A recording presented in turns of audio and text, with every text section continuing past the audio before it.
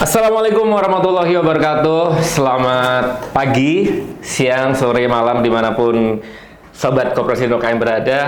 Jumpa lagi di podcast ceritaku, cerita koperasi dan UKM, masih bersama saya Gali.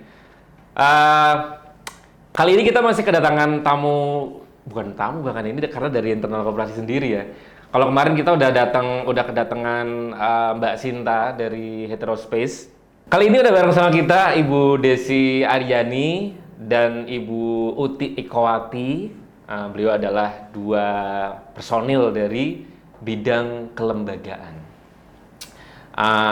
Oke, langsung aja mungkin kita bakal ngobrolin soal yang lagi rame nih dari tahun kemarin bahkan. Kalau ini mungkin buat orang awam mungkin banyak yang belum tahu, cuman kalau orang-orang koperasi mungkin udah familiar banget ya Bu ya. Dari tahun kemarin itu kan banyak koperasi yang tiba-tiba sibuk dan berbondong-bondong melakukan self declare. Nah, sebenarnya self declare ini apa nih? Oke, mungkin untuk pengantar bisa dijelaskan dulu mungkin Bu Desi, ya. Self declare itu apa sih Bu? Kenapa itu perlu dilakukan oleh teman-teman koperasi gitu? Terima kasih Mas Gale. Selamat pagi, siang dan sore buat pemirsa semua. Jadi seperti yang tadi ditanyakan oleh Mas Gale, apa itu self declare? Jadi self declare ini merupakan pernyataan mandiri dari koperasi. Nah, sebenarnya payung hukum dari self declare ini adalah Undang-Undang Nomor 4 Tahun 2023. Di mana atau P2SK, pengembangan dan penguatan sektor keuangan, di mana dalam salah satu pasalnya itu mengatur tentang penilaian terhadap usaha simpan pinjam koperasi.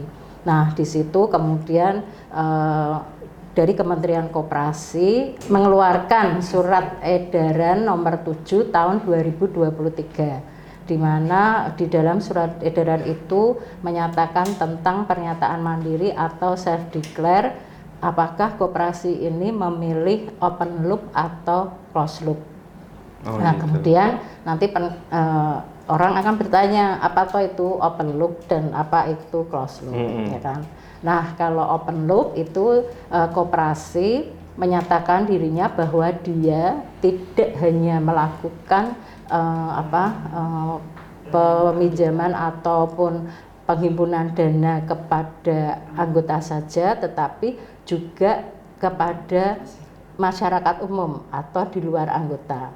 Sementara kalau closed loop itu koperasi hanya melakukan pelayanan kepada anggota saja. Jadi dia hanya boleh melakukan pelayanan baik itu simpanan maupun pinjaman kepada anggota. Oke, berarti saya tarik kesimpulan dulu, berarti self declare itu adalah dari pemerintah mengeluarkan semacam regulasi dari surat edaran yang meminta atau menghimbau gerakan koperasi untuk melakukan pelaporan atau deklarasi koperasinya ini nanti mau bagaimana, ataukah menjadi koperasi yang tadi open loop atau closed loop gitu ya. Nah, kalau kita mungkin tarik sedikit ke belakang, sebenarnya adanya surat edaran dari pemerintah terkait pelaksanaan self declare ini, ada itu nggak sih Bu? Ada mungkin dipicu oleh peristiwa apa atau latar belakangnya apa? Kenapa tiba-tiba koperasi itu diminta untuk melakukan self declare untuk memutuskan koperasi mau jadi closed loop open loop nih? Itu urgensinya apa kalau dari pemerintah gitu? Kalau sebenarnya kenapa itu ada ketentuan untuk menyatakan itu, karena mungkin selama ini banyak koperasi-koperasi yang terutama simpan pinjam, ya, baik itu koperasi simpan pinjam maupun koperasi simpan pinjam yang berpola syariah maupun unit simpan pinjam, itu yang dia itu melayani anggota tetapi juga melayani non anggota. Gitu. Seperti itu. Dulu sebenarnya di dalam regulasi boleh koperasi itu melayani istilahnya calon anggota, calon anggota, di mana nanti setelah 3 bulan itu dia harus menjadi anggota penuh. Tetapi dengan adanya Permen 8 tahun 2023 yang mengatur tentang usaha simpan pinjam koperasi, tidak ada lagi istilah calon anggota. Semua itu harus anggota. Nah, makanya dengan adanya self declare ini, koperasi diberi kesempatan oleh pemerintah untuk menyatakan dirinya apakah dia itu nanti mau melayani tidak hanya anggota saja, juga melayani masyarakat atau hanya melayani anggota, yaitu closed loop itu tadi. Itu latar belakangnya. Oke, siap. Oke, sekarang kita geser ke Bu Uti nih. Bu Uti, tadi kan udah jelaskan terkait urgensinya self declare itu apa, dijelaskan juga terkait koperasi open loop dan closed loop. Nah, sebenarnya untuk pelaksanaan self declare ini itu objek yang disasar tuh siapa? Apakah keseluruhan koperasi atau hanya koperasi tertentu aja? Terima kasih. Untuk self declare ini yang disasar adalah koperasi simpan pinjam, koperasi KSPPS dan unit simpan pinjam dan unit simpan pinjam syariah. Jadi memang ini wajib bagi koperasi yang memiliki usaha simpan pinjam. Jadi bagi koperasi yang tidak memiliki usaha simpan pinjam tidak wajib untuk menyatakan dirinya menjadi self declare ini. Jadi seperti koperasi konsumen, koperasi sektor real yang tidak memiliki usaha simpan pinjam tidak perlu menyatakan self declare. Jadi boleh tidak melakukan self declare. Gitu. Ya. Jadi mungkin teman-teman koperasi yang mungkin kok lihat teman-temannya, tetangganya sibuk self declare gitu. Bagi koperasi yang saya tidak mempunyai unit simpan pinjam tidak perlu menyatakan self declare, tetapi bagi koperasi yang memiliki usaha simpan pinjam wajib hukumnya karena secara tidak langsung dia harus menyatakan diri tadi mau melayani siapa, anggota, masyarakat atau khusus anggota saja kan gitu. Nah, self declare-nya sendiri itu kan berarti bentuk pelaporan dari koperasi simpan pinjam atau yang punya unit simpan pinjam ke pemerintah melalui dinas ODS ya. Itu sebenarnya yang disampaikan itu apa aja Bu? Ada formatnya kah atau gimana? Ada formatnya. Formatnya itu ada seperti identitas koperasi. Jadi nama koperasi, kemudian berupa jumlah anggotanya berapa, anggota yang dilayani berapa, ada yang meminjam atau yang menyimpan berapa. Kemudian ada jumlah kantor cabang yang dia sudah miliki, perizinannya bagaimana. Kemudian ada juga yang dia sudah lapor belum ke PPATK tentang Go AML. Kemudian sudah self assessment kan gitu. Jadi memang banyak sekali yang di dalam isiannya itu semua tentang koperasi. Jadi lebih detail dari keuangannya, dari kelembagaannya. Jadi dari apakah dia sudah punya NIK-nya sudah sampai sehari ini nih sudah benar apa tidak kan kadang ada yang karena mereka nggak pernah lihat itu NIK masih ngurus uang tas saja nggak tahu ini ternyata sudah habis masa berlakunya kemudian izin usahanya juga nggak diurus kan gitu jadi memang di self declare ini utamanya neraca karena lampirannya yang harus diupload ke kementerian itu ada neraca rugi laba dan untuk neraca tahun 2022 31 Desember 2022 atau masa berjalan kemarin Juni 2023. Oke. Berarti pelaporannya itu dari koperasi langsung ke sistem ODS itu tadi. ODS tapi misalkan kok dari koperasi mungkin mengalami kesulitan atau bingung ini yang dimaksud datanya apa sih? Bisa konsultasi langsung ke kemarin kita membuka lapak sepertinya ya. Jadi kita membuka lapak koperasi-koperasi yang tidak tahu bagaimana cara mengisi, bagaimana nanti masuk ke ODS-nya bagaimana, kita memberikan waktu, kita ada seminggu untuk mereka bisa datang ke kita bantu di sini. Apa yang harus mereka upload, kita bantu di sini. Oke, siap. Kita balik lagi ke Bu Desi nih. Tadi udah sedikit disinggung soal koperasi open loop sama closed loop. Kalau kita pengen telisik lagi, sebenarnya selain dari istilahnya karakteristik pelayanannya kepada anggota, kalau koperasi open loop kan tadi mereka punya kebebasan untuk melayani tidak hanya anggota tapi juga masyarakat secara umum. Kalau closed loop itu hanya anggota yang terdaftar saja gitu. Berarti istilahnya kalau koperasi closed loop itu ya koperasi yang selama ini kita kenal lah, koperasi tradisional kan memang kayaknya dari oleh dan untuk anggota. Kalau koperasi open loop itu lebih fleksibel gitu karena mereka tidak hanya melayani anggota tapi boleh melayani masyarakat umum. Selain dari sisi pelayanannya itu, ada lagi nggak perbedaannya? Atau mungkin konsekuensi yang harus ditempuh oleh koperasi ketika mereka memutuskan untuk oke, saya mau jadi open loop aja nih, saya harus gimana gitu? Oke. Kalau koperasi yang open loop itu dia itu bisa tadi ya, selain melayani anggota kan juga masyarakat. Itu biasanya kayak jenis-jenisnya nih kayak koperasi BPR, kemudian koperasi LKM. Itu kan banyak juga nih di Jawa Tengah ya, koperasi LKM. Kemudian juga ada ini koperasi Gadai, itu kan ada kita mungkin sering lihat juga sekarang koperasi Gadai, kemudian juga koperasi asuransi, terus kemudian koperasi yang menghimpun dana pensiun. Nah, ini termasuk koperasi-koperasi yang open loop ya, sehingga dia nanti di bawah pengawasannya oleh OJK. Termasuk nanti izin usahanya pun dia harus ke OJK. Nah, ini bedanya di situ. Tetapi kalau koperasinya itu closed loop, maka dia nanti pengawasan maupun izinnya itu ya Dinas Koperasi atau Kementerian Koperasi dan UKM gitu. Nah, kalau koperasi yang saat ini sebenarnya dia itu memilih closed loop, tetapi ada beberapa yang tata kelolanya itu belum sesuai dengan Permen 8 tahun 2023, maka dia diberi kesempatan atau waktu untuk menyesuaikan dengan Permen 8 itu.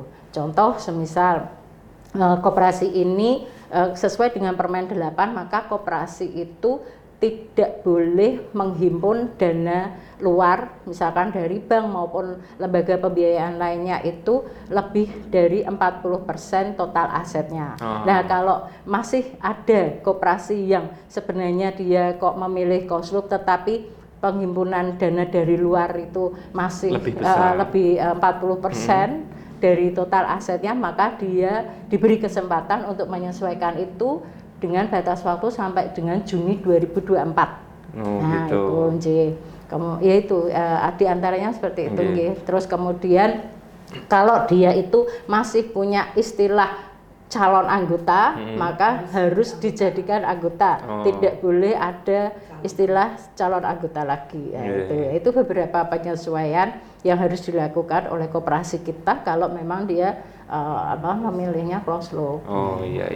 Berarti kalau saya boleh simpulkan sebenarnya kalau misalkan koperasi memilih untuk menjadi open loop itu kan ruang lingkupnya mungkin lebih luas gitu ya. Mereka bisa melakukan tadi yang membuka gadai, terus ada bikin kayak pelayanan jasa keuangan yang lebih luas lah dibanding hanya sekedar melayani anggota. Cuman berarti konsekuensi yang harus mereka tempuh ya perizinannya mungkin jadi lebih rigid, jadi pengawasan juga di bawah OJK, harus lebih lebih rumit gitulah ya.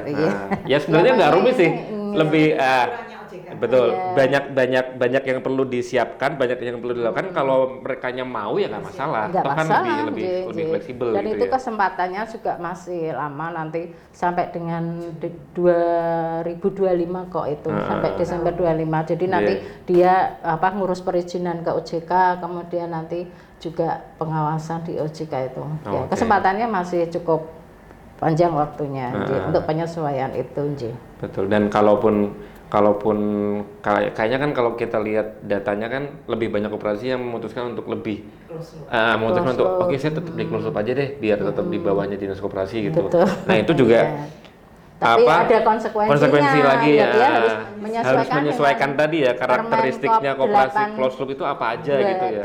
Itu ya. Termasuk tadi yang soal permodalan itu harus lebih kuat berasal dari dalam koperasinya sendiri. Nggak boleh lebih dari 40% yang berasal dari pinjaman luar itu ya. 40%-nya itu dari total asetnya nggak boleh. Termasuk kadang kan juga kita Indonesia masih kadang menemukan koperasi-koperasi yang ada unit gadainya atau apa yang lain-lain gitu. Mungkin kan karena waktu itu belum ada cukup regulasi yang mengatur. Sekarang udah ada aturannya ya harus disesuaikan.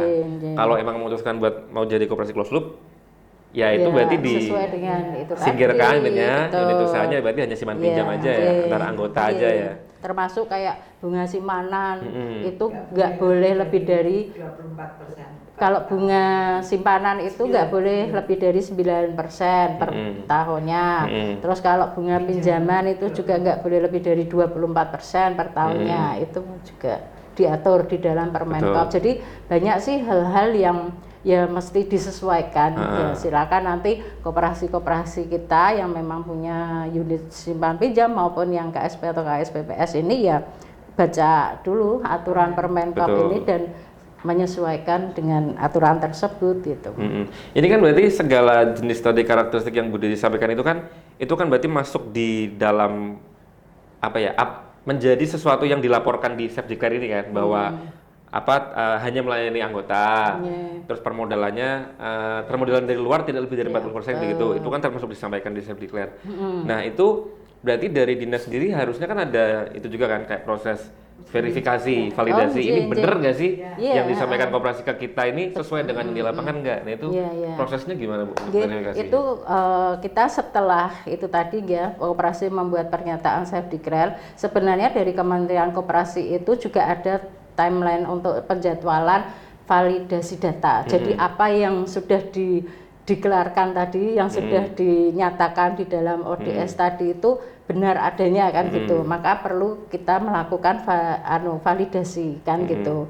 Nah, terkait dengan validasinya tadi diberi kesempatan oleh Kemenkop itu sebenarnya mulainya nanti 2 Juni 24 nggih. Tetapi kita yang di Jawa Tengah Dinkop Koperasi Jawa Tengah itu sudah memulainya untuk validasi data itu. Nyicil lah ya, Bu. Kita nyicil karena kan koperasi kita banyak banget ya dari di data di ODS Kementerian itu ada sekitar 827. Itu sampai sekarang yang sudah melakukan self declare itu ada 496 ya, sekitar 60% itu gap. Nah, yang sebagian itu yang belum itu nanti menunggu kesempatan ketiga untuk bisa self declare. Nah, terus dari yang sudah melakukan self declare itu kita nyicil untuk KUK 3 dan 4 sesuai himbauan dari Pak Kepala Dinas ya Pak Bram itu kita mulai nyicil untuk validasi datanya itu khususnya untuk yang KUK 3 4 dulu ya. Itu sampai dengan saat ini tuh sudah ada 60-an lebih ya yang melakukan yang sudah kita validasi atau sekitar 80% ya. Dari yang sudah kita lakukan validasi itu kan nanti ketahuan ternyata mereka itu yang katanya hanya melayani anggota ternyata masih punya calon anggota. Nah itu terus kemudian masih ada juga koperasi yang memiliki simpanannya itu tidak hanya 9% tapi di atas 9%. Terus masih juga ada yang bunga pinjamannya itu lebih dari 24% kalau kita hitung setahunnya itu. Nah, hal-hal ini yang kemudian harus disesuaikan nantinya dengan berjalannya waktu. Kan masih ada kesempatan ya untuk menyesuaikan itu. Jadi teman-teman koperasi yang akan melakukan self declare atau yang sudah itu berarti dipastikan dulu yang disampaikan itu udah benar sama yang dilakukan di lapangan. Kalau ketahuan ternyata beda, jewer. Dijewer nanti. Nah, tadi Bu Desi kan sempat nyinggung ada tahap 1, tahap 2, tahap 3. Itu sebenarnya gimana, Bu? Apa kalau nggak salah kan tahun kemarin self declare sendiri kan tahap 1 kan sudah dilaksanakan ya, selesai nih. Sampai Desember kalau nggak salah nih. Desember tahap 1. Terus Januari kemarin itu tahap 2 sampai akhir Januari. Nah, ini berarti kan ternyata udah berlangsung 2 tahap pun masih ada yang belum. Ini entah antara emang nggak tahu atau nggak sempet atau gimana, tapi kemungkinan berarti masih akan ada tahap 3 lagi Bu ya, karena kan belum ada yang belum melakukan self declare.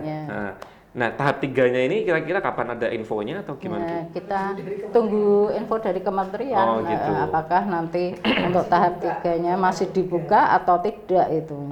Tapi yang jelas berarti kan posisi sekarang tadi dari untuk koperasi tingkat provinsi Jawa Tengah aja kan dari 827 sesuai data ODS kementerian yang sudah melakukan self declare itu 496. 496. Berarti ya sekitar sekitar 60%-an ya. Berarti ada 40% yang belum. Tapi 40% ini Termasuk juga yang tidak mempunyai OSP. termasuk yang koperasi-koperasi sektor real ya, yang tidak punya simpan pinjam, dan itu kan sebenarnya nggak wajib. Tidak wajib. Oh, Jadi oke. kita mungkin ya harus memilah-milah lagi. Oh, oke. Jadi mungkin buat teman-teman yang nanti nonton video ini, kalau merasa koperasinya punya unit simpan pinjam dan belum melakukan self declare, Yes, ya segera. segera melakukan self declare, atau mungkin siap-siap dulu. Atau mungkin bisa datang ke dinas menanyakan harus bagaimana. Betul, apa sih yang perlu disiapin gitu. Jadi ketika nanti tahap 3 dibuka, langsung bisa self declare.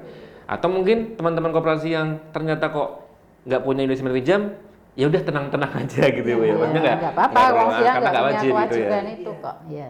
Oke, berarti untuk tahap 3-nya masih misteri, Bu, ya. Belum selesai, dari kementerian Belum juga selesai belum ya? ada Oh. kepastiannya untuk Betul. tahap ketiga akan dibuka atau tidak kan gitu. Tapi batas akhirnya sebenarnya kapan sih, Bu? Setahun ya? Kita nggak tahu juga sih. Belum tahu ya. Oh. Dari Pokoknya kementerian belum kemarin ada yang kepastian. dibuka yang kedua itu ya sampai Januari. Tapi 24 ini. seandainya nih, misalkan nanti udah tahap ketiga udah dibuka, terus ternyata kok masih ada lagi koperasi yang sebenarnya punya unit simpan pinjam, tapi nggak lapor, atau entah nggak ketinggalan infonya, atau belum sempat submit, waktunya udah habis. Itu apa yang akan terjadi sama koperasi ini, Bu? Kalau saya baca di surat edarannya itu ya kementerian, itu koperasi yang memang sebenarnya wajib untuk melakukan self declare tapi dia belum, berarti nanti kalau batas waktunya memang sudah habis ya dia nanti dianggap open loop. Oh, Nah kalau gitu. memang dianggap open loop berarti ya resikonya dia harus siap untuk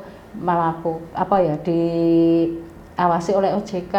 Oh. Iya, dan nanti dia ya izin usahanya Juga ke lewat OJK. OJK. Iya. Oh. Konsekuensinya itu kalau memang sampai dengan batas waktu dan dia tidak melakukan.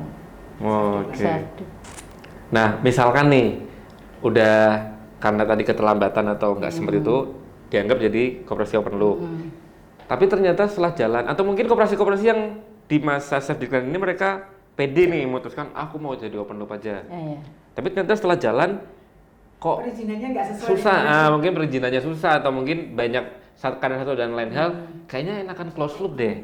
Itu bisa nggak, Bu, balik lagi jadi close loop? Kalau itu kayaknya kok Belum regulasinya belum ada, itu belum diatur, ya? jadi saya juga nggak berani Oh, gitu.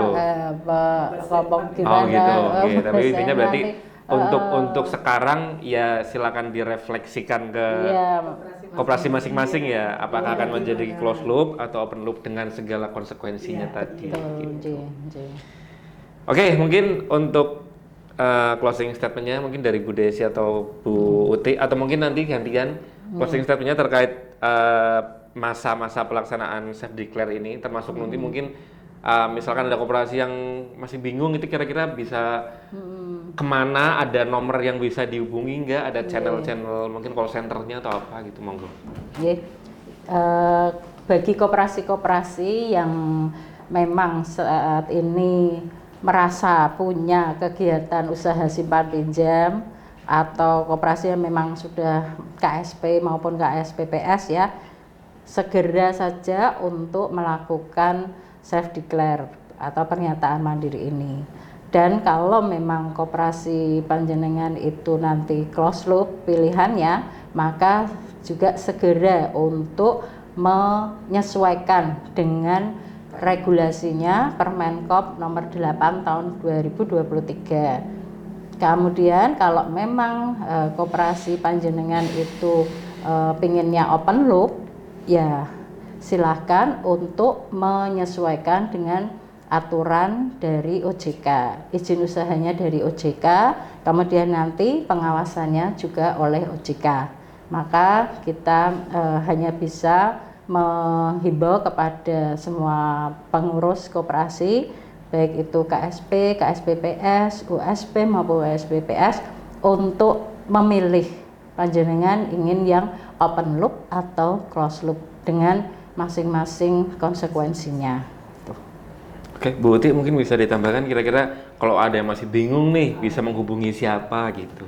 Bagi koperasi simpan pinjam, koperasi simpan pinjam syariah maupun OSP maupun OSPS, apabila masih bingung mau bagaimana setelah saya menyatakan diri close club, monggo bisa hadir ke Dinas Koperasi Provinsi Jawa Tengah, Jalan Sisingamangaraja nomor 3A, bisa berhubungan dengan bidang kelembagaan. Kami akan membuka 24 jam. Kalau memang lewat telepon, bisa lewat telepon kami, bisa lewat telepon saya 083 842 101 950. Kami akan membantu apabila masih banyak yang belum tahu.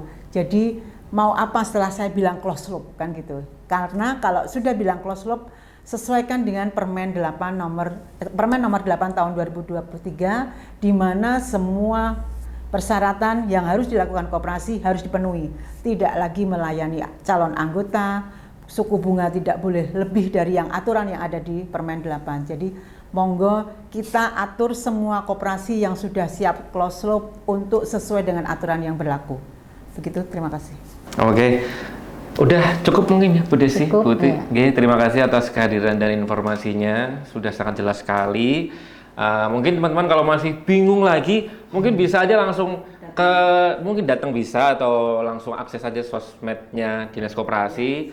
Mungkin bisa lewat DM, Instagram, Facebook, Twitter juga bisa, nanti bakal disampaikan ke bidang yang terkait, atau bidang kelembagaan.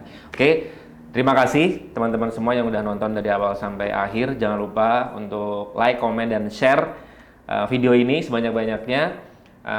Saya Galih pamit. Wassalamualaikum warahmatullahi wabarakatuh. Waalaikumsalam Waalaikumsalam warahmatullahi wabarakatuh.